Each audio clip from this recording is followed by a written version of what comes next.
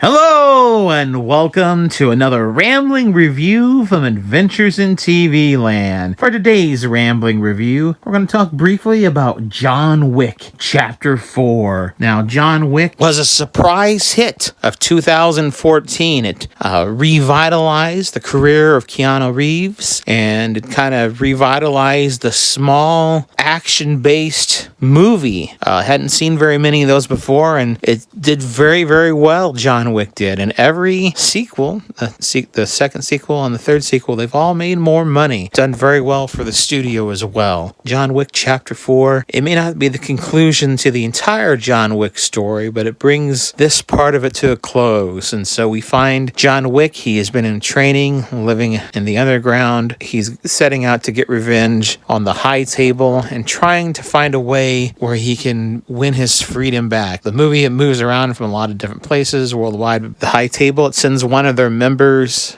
the Marquis. He's a very wealthy French nobleman, to wipe out John Wick. And the Marquis, he himself is kind of a wimp, in all honesty. He has people do his own dirty work. For the most part, he's not a very good fighter or anything like that, but he is a very violent and cruel man. He's also lives a very extravagant lifestyle, and you see that in all the scenes where he is in, because everything in all the scenes he's in, everything is set up to show how powerful he is, how much money he has, that wealth is everything to this man. They find John Wick through Winston, who at the end of the last movie shot John Wick off the top of a building. There is a loophole in things that allows John Wick to challenge the Marquis to a duel, and that will bring everything to a close. That's basically what the movie builds up to. It's kind of like a video game. The first movie wasn't so much like that, but the second, and more so, especially the third movie, and definitely this movie, it very much is like a video game, because he's got to go to point A and he'll get something, then he'll go to point B and get something, point B, and finally until the end where you get to have the final boss. The Marquis actually hires this other guy to go after John Wick called Kane. And Kane apparently was very good friends with John Wick. They were very close compatriots back in the day, and now they find themselves in this movie. They're on opposing sides because one has to kill the other one eventually, but at times they kind of join up for dual purposes. There's also another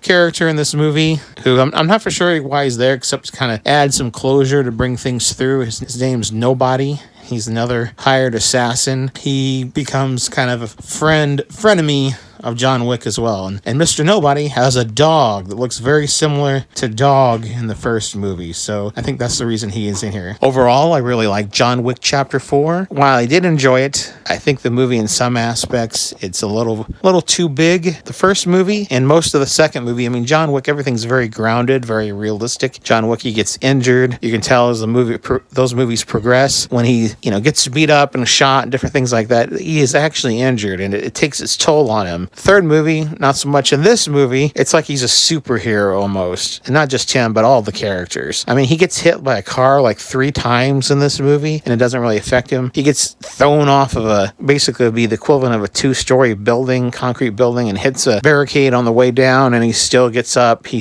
gets thrown out of a window at another point. And then there's these whole things. They have these bulletproof suits. I mean, there's points where not just him, but other characters, they're holding up the suit jacket, their coat to protect their face, and the bullets just bounce off the suit. It's almost like it has a James Bond feel to it in certain aspects, but it doesn't quite fit with the John Wick world. In that aspect, because of the overtopness, I was disappointed. However, there's a lot of action, there's a lot of good fight scenes. It is, like I said, it kind of wraps things up nicely of this part of the John Wick story. If you enjoy John Wick, you enjoy the John Wick films, or you just like good action movies, I suggest you could check it out. This has been another adventure in TV Land.